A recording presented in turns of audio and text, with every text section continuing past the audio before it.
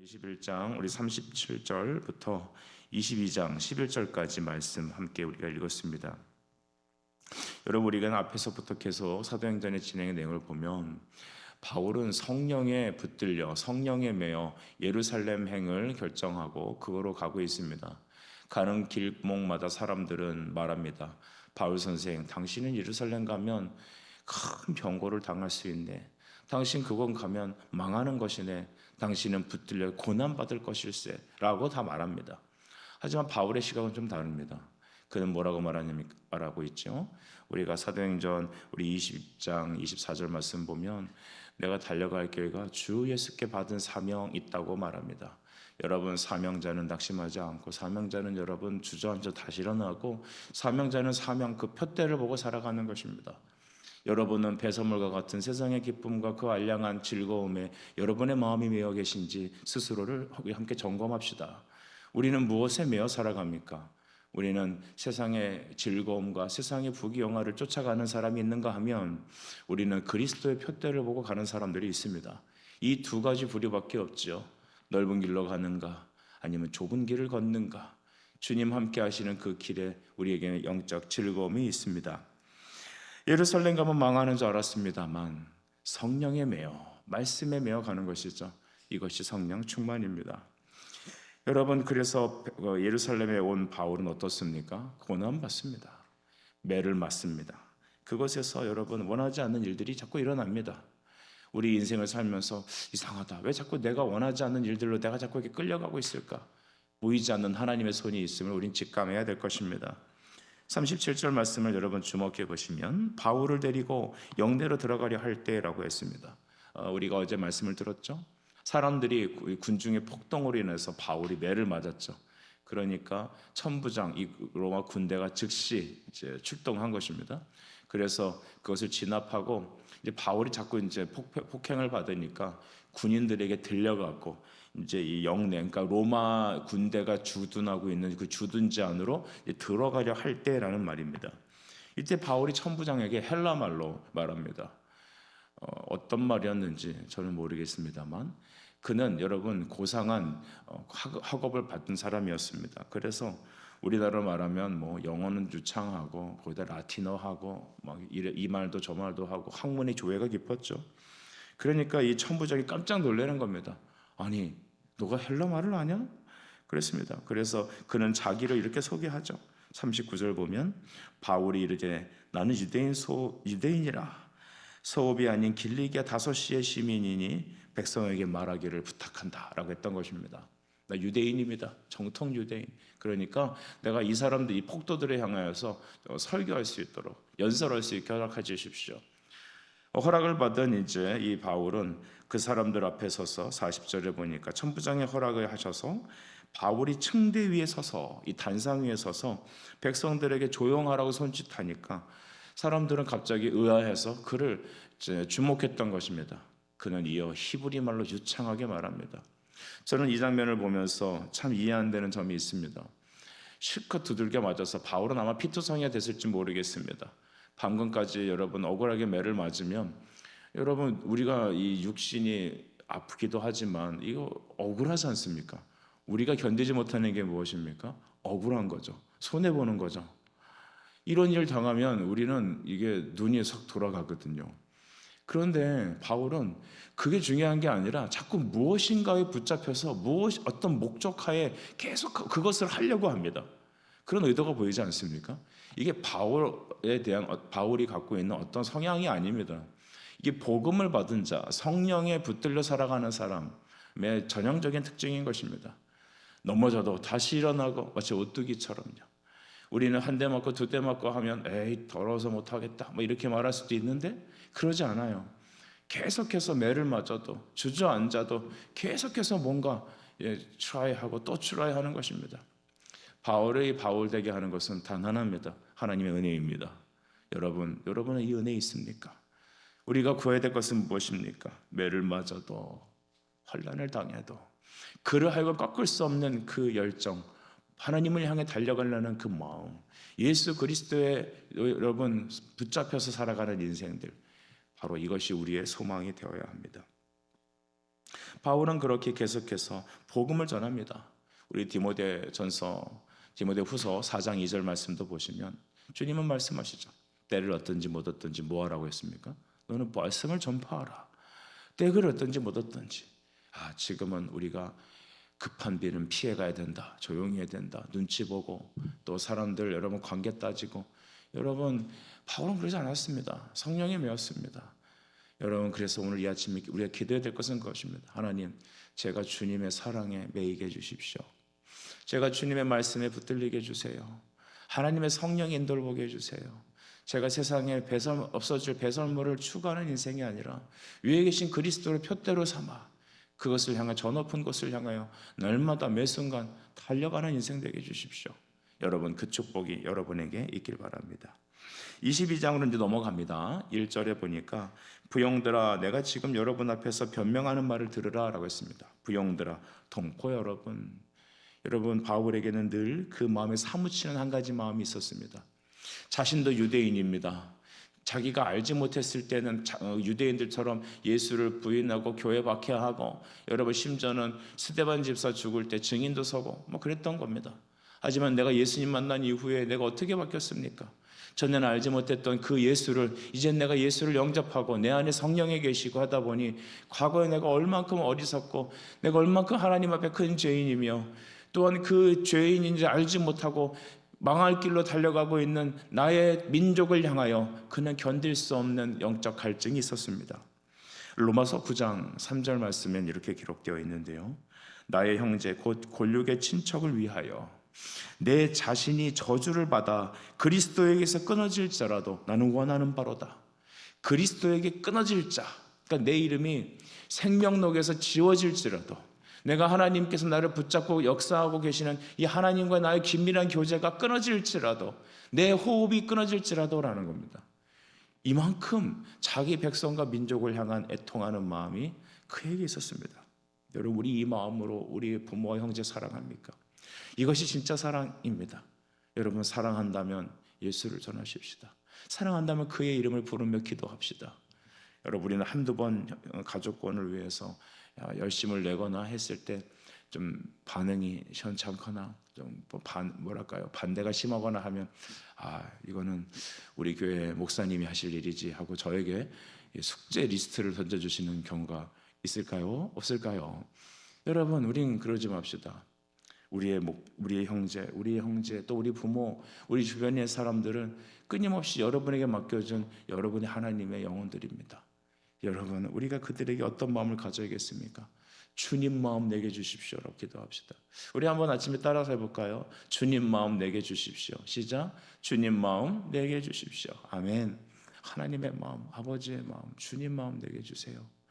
그러면 여러분 그들을 위해서 애통하는 마음으로 눈물을 흘려 기도하는 겁니다. 바울은 나의 골육 친척을 위해서 내 백성을 향하여 복음 전하기 위해서 내 그리스도에게서 내가 끊어질지라도 나는 이것을 바란다. 이 간절함, 이 애통함, 여러분 애통하는 자에겐 무엇이 임할까요? 위로가 임합니다. 여러분 눈물로 씨를 뿌리면 기쁨으로 다는 거두어 주실 줄 믿습니다. 하나님께서 이제 바울에게 그 마음으로 설교하게 하셨습니다. 2절과 3절은요, 4절까지 자기가 어떤 사람인 것을 이제 자기 변증을 하는 겁니다. 2절, 3절은 말하죠. 여러분 나는 유대인으로 길리게 다소에서 났어요. 가말리아 문화에서 우리 조상이 엄격한 교훈 받았습니다. 저는 바리새인입니다. 여러분도 좀 많이 들어서 아시겠지만 이 가말리엘 우리가 이제 요즘은 미국 학제를 따라서 이제 어떤 코스웍을 겪지 않습니까? 뭐 석사도 그렇고 박사도 그렇고 이제 코스웍을 갖고 논문 쓰고 패스하면 이제 뭐 이렇게 학위가 나오는데요. 유럽 학제는 좀 다른 것 같아요. 유럽 학제는 좀 비슷하게도 보일 수 있지만 어떤 그 코스웍을 겪는 게 아니라 그 담당 교수 밑에서 공부를 하는 겁니다. 저희 교수님도 이제 영국에서 공부하셨는데 얘기 들어보면은 별 얘기 안 한대요. 그냥 뭐 어느 정도 아는지 이렇게 틱틱 물어보신다는 겁니다. 그러다가 조금 공부 좀 하고 아는 것 같으면 조금 뭘 알려준대 하더라고요. 이렇게 지나가면서 누구 그 책 뭐 좋던데 하고 씩 지나간대요. 그러면 그걸 읽어야 되는 거죠. 그럼 그걸 읽고 나서 깨달은 걸 또 말하면은 좀 따라온다 싶으면 그때부터는 칠판을 갖고 와서 독서 목록 체크리스트 쓰고서 요거 요렇게 읽어야 되고 요거는 이런 거다라고 알려준대요. 그러면 또 그걸 공부해 오면은 그럼 뭘 좀 써보라 그런대요. 나중에 그래서 그렇게 학위 과정을 겪고, 또 여러분 네덜란드 같은 경우는 가면 또 이제 이렇게 뭐랄까요, 이제 성중들 앞에서 자기가 쓴 논문을 이렇게 디펜스 해야 된다고 하죠. 네덜란드 말로 이렇게 한 다음에 통과가 되면 그 다음부터는 이제 박사 학위를 받는다고 합니다.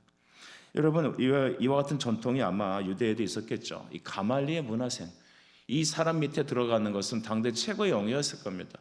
오늘날처럼 박사학위, 석사학위가 있는 게 아니라 그 학자 밑에 들어가서 받아들여 주시면 그 밑에서 수학을 하는 거죠. 이와 같은 방식으로 여러분, 그는 유대인들이 다 알만한 가말리엘, 이 가말리엘의 여러분 최고의 여러분 학부의 바로 그 사람이었습니다. 나는 그와 같은 유대의 랍바이 교육을 받았습니다.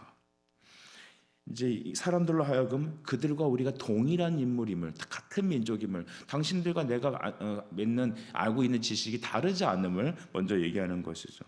그런데 자기 자신을 또 변증하죠. 4절 보니까 내가 이 돌을 박해하여 사람을 죽이기자 하고 남녀를 결박하여 옥에 넘겼습니다. 내가 이렇게 나쁜 짓을 했습니다. 그들은 지금 여러분 왜 바울을 죽이려 합니까? 바울이 이방인을 예루살렘 성전에 들여왔다고 해서 그들이 완전히 그냥 분노가 폭발한 거 아니겠습니까? 근데 그게 내가 그렇게 한 게 아니야, 나도 그만한 지식이 있습니다라고 얘기한 거고, 자기도 과거에 이와 같은 유대 율법에 열심을 가진 사람이라고 증거했습니다. 바울이 복음 전하는 것을 한번 잘 보실까요? 가난한 자에겐 가난한 모습으로, 부자에게는 부자의 눈높이로, 학자에게는 학자의 눈높이로, 유대인에게는 유대인과 같은 관점으로, 여러분 이렇게 복음을 전했던 것이죠. 우리 예수 믿는 사람들은 이와 같은 복음의 논증을 펼 줄 알아야 합니다. 목사님, 저는 말을 못하는데요. 저는 글을 안 읽는데요. 여러분 괜찮습니다. 지금부터 읽으면 됩니다. 놀랍게 성경이 개역 한글로 쓰여 있습니다. 한글로 써 있습니다. 할렐루야. 여러분에게 헬라어 배워서 성경역을 하면 여러분 우리는 예수 믿기 포기할지도 모르겠습니다만, 하나님의 은혜로 한글로 기록되어 있는 성경 지금부터 읽으면 됩니다. 또 우리 함께 신앙생활 말씀을 배우면 됩니다. 성령님께 구하면 됩니다. 성령은 진리의 영이시다라는 거죠. 그래서 여러분을 하여금 그날 그때 할 말을 넣어주시고, 참 하나님은 위대하세요. 우리가 알고 있는 성경 구절 하나 갖다가 영혼을 구원시킨다는 것입니다. 여러분 요한복음 3장 16절 모르는 사람 있으세요? 없잖아요. 노래도 있잖아요. 그거 여러분 배우는 거예요. 그래서 영혼을 사랑하면서 여러분 그 말씀으로 전하는 것입니다. 나도 사람을 박해했습니다. 남녀를 옥에 결박해 넘겼습니다. 죽였습니다. 스데반 사건을 다시 한번 반복하고 있지 않습니까? 나도 이 복음의, 이 유대인의 진리가 진짜인 줄 알고 사람까지 죽였어요. 여러분 이렇게 말했던 거고요. 이 증인들이 바로 대제사장들이라고 말했습니다. 여기까지 보면 바울과 유대인들을 동일시하여서 나도 유대인이고 나는 랍비였고 나는 이와 과거 이런 유대 열심을, 종교 열심을 위해서 이와 같은 일도 했습니다 라고 하는 것입니다. 본 게임은 진짜는 지금부터죠. 6절 이후에 보니까 그런데 내가 다메섹에 갔지 않습니까? 성도들을 교회를 이제 잡아서 옥에 가두려고 다메섹이라는 곳에 다메스커스를 가다가 갑자기 하늘에서 큰 빛이 나에게 임했습니다. 여러분 이 빛은 누구십니까? 예수 그리스도십니다. 부활하신 주님, 그분이 나를 비추셨습니다. 복음의 빛은 내가 노력해서 찾는 게 아닙니다. 하나님께서 찾아와 주셔야 합니다. 하나님께서 정하신 그때, 때가 차면 하나님께서 아들을 우리에게 보내신 것 같이 우리의 인생에 하나님의 때의 경륜에 따라 하나님은 우리에게 사람을 통하여, 교회를 통하여, 우리의 이해할 수 없는 여러 환경을 통하여 주님 나타나십니다. 그때 7절부터 보니 내가 바닥에 땅에 엎드러져 소리가 들렸다고 하죠. 그 소리는 무엇입니까? 사울아, 사울아, 내가 왜 나를 박해하느냐? 사울아, 사울아. 저는 우리 모든 성도들이 이 사울이라는 이름에 자기 이름 넣어야 된다고 생각해요. 아들아, 아들아, 딸아, 왜 내가 나를 박해하느냐? 여러분 바울은 예수님을 박해한 적이 없어요. 예수님은 여러분 바울 당시에 있지 않았잖아요. 여러분, 바울은 예수님 십자가에 못 박지 않았을 겁니다. 하지만 예수님은 뭐라 말씀하십니까? 내가 나를 박해했다고 합니다. 주님의 교회를 박해하는 것, 주님의 성도에 향하여 대적하는 것, 이게 바로 곧 그리스도를 향해서 한 것입니다. 왜일까요? 교회는 주님의 피로 산 교회이기 때문입니다. 예수님의 피 흘려서 사신 교회, 여러분 성도 한 사람 한 사람은 예수님의 피로 사신 하나님의 아들과 딸들입니다. 여러분을 하나님 얼마나 귀하게 여기십니까? 여러분 한 사람 한 사람, 우리 교회를 예수님이 자기와 동일시하지 않습니까? 우린 여기서 깨닫게 됩니다. 우린 예수님의 몸이구나. 나는 예수님의 지체구나. 예수님 날 그렇게 보시는구나. 여러분 오늘 밖에 나가서 기죽지 마세요. 여러분 밖에 나가서 나는 버림받은 자인가? 나는 왜 이렇게 루저인가? 왜 그런 말 하세요? 여러분 자신은 존귀한 하나님의 아들과 딸들입니다. 그래서 자녀들에게 이걸 심어주세요. 너는 하나님의 지체다. 너는 예수의 피로 사신 하나님의 아들이다, 딸이다. 하나님 너를 얼만큼 사랑하시는지 모른다. 여러분 바울은 그것을 깨닫던 거 아닙니까? 어리둥절한 가운데 바울은 8절에 말하잖아요. 주님 누구십니까? 주님 당신 누구십니까? 나는 내가 박해하는 나사렛 예수라 하시더라. 나는 네가 박해했던 그 예수다. 네가 스데반을 죽이는 게 합당하다고 그 죽일 때 옷을 맡아줬던 그 사형에 동참했던 바로 그 이름을 믿었던 스데반의 주님이다. 내가 다메섹에서 지금 사람들을 붙잡아다가 옥에 가두려고 했던 그들의 주님이다. 그리고 나는 너를 구원할 너의 부활의 주님이다. 바울은 이때 엄청 혼란스러웠을 거예요. 망치로 얻어맞았을 거예요. 내가 죄인이구나. 정말 예수님이 계시는구나. 정말 주님이 날 찾아오셨구나. 여러분 오늘 저는 기대합니다. 우리 성도들이 이 주님 만나길 바랍니다. 우리 중고등부 학생들이 이 주님 만났으면 좋겠습니다. 우리 아이들, 우리 아들, 딸들이, 우리의 이웃들이 나는 내가 박해하는 예수였다. 나는 네가 부인하는 예수였다. 그 부활하신 주님 말씀을 통해 만나길 축복합니다. 여러분 그래서 이후에 여러분 바울은 눈이 멀어버리죠. 나와 함께 있던 사람들이 빛은 보면서도 9절인데요. 말씀하시는 이의 소리는 듣지 못하더라. 현상은 보았어요. 뭔가 임했고 어떤 일이 일어난 것을 그들은 같이 보았습니다. 하지만 말씀을 듣지 못했습니다. 여러분 믿음은 어떻게 생기십니까? 들으면서 생기죠. 그러니까 말씀을 듣게 하셨다는 것은 바울에게만 허용된 것이었습니다. 여러분 복음은 모든 사람을 위한 게 아니에요. 십자가는 이 땅의 모든 사람에게 있는 게 아니에요. 마치 그냥 이렇게 쫙 뿌려갖고 받는 사람은 자기가 어떤 마음의 결단으로 이렇게 받는 사람은 구원받고 그냥 받아도 부인하면은 구원받지 못하고 이러는 게 아닙니다. 우리 신앙의 고백 중에 저항할 수 없는 은혜라는 교리가 있어요. 하나님의 말씀은 바로 그 사람을 위해서 준비된 것입니다. 복음은 바로 여러분, 하나님께서 예비된 여러분을 위해서만 주님이 보여주시는 겁니다. 십자가는 나를 구원하시기 위해서 주신 겁니다. 그래서 우리를 위해서 십자가에 죽으신 주님이란 말은 우리 교회 공동체를 위한 말이기도 하지만 정확한 의미는 나 위하여라는 것입니다. 우리 주일학교 학생 작년에 어떤 한 친구가 1대1 이렇게 복음 상담을 하는데 예수님께서 나를 위해 너를 위해 죽으셨단다라는 말에 감격하며 눈물을 흘렸다고 그러죠. 정말 예수님이 나를 위해 죽으셨어요? 우리가 아니라 나를 위해 죽으셨어요? 그러더라고요. 그는 예수님 영접한 거예요. 나를 위해 죽으셨어요? 나를 위해 정말이에요? 맞아요.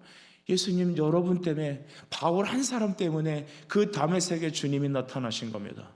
부활하신 주님은 그때 수많은 사람들에게 빛의 어떤 현상은 있었지만 그 소리를 들려주신 것은 단 한 사람 바울이었습니다. 나 위하여 십자가에 중한 고통 받으사. 여러분 우리 복음의 놀라운 은혜는 나 위하여 예비된 것이라는 겁니다. 저는 학생 때 이런 찬양을 들었습니다. 세상에 많은 사람들이 있는데 그 중에 구원받을 사람이 나 한 사람뿐이라면 그래도 예수님은 나를 위해서 십자가에 죽으실까? 이 땅에 나 한 사람밖에 없다면 그래도 예수님 십자가에 죽으실까? 당연한 겁니다. 하나님 나를 위해서 죽으셨습니다. 예수님 나를 위해서 십자가 지셨습니다. 그리고 나를 위해서 부활하셨습니다. 오늘 이 아침에는 주님, 제가 예수님 저를 위해 죽으셔서 감사합니다. 예수님, 제가 구원 받게 주셔서 너무 감사합니다. 그 구원 감사가 먼저 선행되길 바랍니다. 여러분, 이후에 그는 앞이 멀어버렸죠. 11절에 보면 나는 그의 빛의 광채로 말미암아 볼 수 없게 되므로 나와 함께 있던 사람들의 손에 이끌려 다메섹으로 갔다라고 말했습니다. 그는 3일 동안 눈을 뜨지 못했습니다. 아나니아라는 사람이 나타나기 전까지 그는 볼 수 없었습니다. 여러분, 영적으로 그는 이전에 자기가 죽은 것이죠. 바울은 이 점을 분명히 얘기합니다. 갈라디아서 2장 20절에 나는 예수와 함께 죽었다는 겁니다. 이전에 나는 죽었고 내가 그리스도와 함께 다시 살아났다. 3일 후에 그는 다시 예수님께서 3일 만에 다시 부활하신 것처럼 아나니아에 의해서 다시 안수받고 눈을 뜬 것처럼 그는 3일간 어둠 속에서 앞을 보지 못하는 가운데 있었습니다.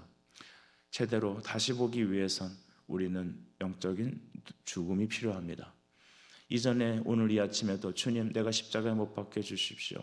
날마다 내가 주님 말씀 앞에 내 자신이 꺾이길 바랍니다. 밝히 보기 위하여 보지 못함을 받아야 합니다. 지금 환난과 어려움을 당하시는 지체 여러분, 여러분은 옛사람이 죽고 이제 주님과 함께 다시 일어날 것을 간절히 사모하십시오. 성도에게 낙심은 없습니다. 오직 다시 일어남만 있습니다. 오늘 이 하나님의 말씀을 통하여 다시 살아나 이제 우리가 주님을 밝히 보고 바울과 같이 우리가 계속해서 그 주님의 복음 사역에 우리가 부르심 받은 걸 깨닫고 우리가 주님 앞에 다시 서는 그날까지 나의 달려갈 길과 주 예수께 받은 사명, 예수의 은혜의 복음을 전하는 일을 위해 우리의 생명도 아낌없이 하나님께 드리는 영적인 회복과 은혜가 우리 여러분 모두에게 있길 간절히 축복합니다. 기도하겠습니다. 하나님 아버지, 이 아침에 아버지, 죄인을 위해 십자가 달려 죽으신 예수님을 내가 믿음으로 고백해 하시니 감사합니다. 하나님, 나는 바울과 같은 사람이었습니다. 다시 주님을 제대로 보기 위하여 아버지, 우리의 영적인 맹인됨이 필요할 때가 지금이 아닌가 합니다. 주님, 다시 보기 위해, 제대로 보기 위해 오늘 우리의 교만이, 우리의 옛사람이 십자가 앞에 못 박혀 사라지는 것을 경험케 하여 주옵소서. 예수님의 이름으로 기도 올려옵나이다. 아멘.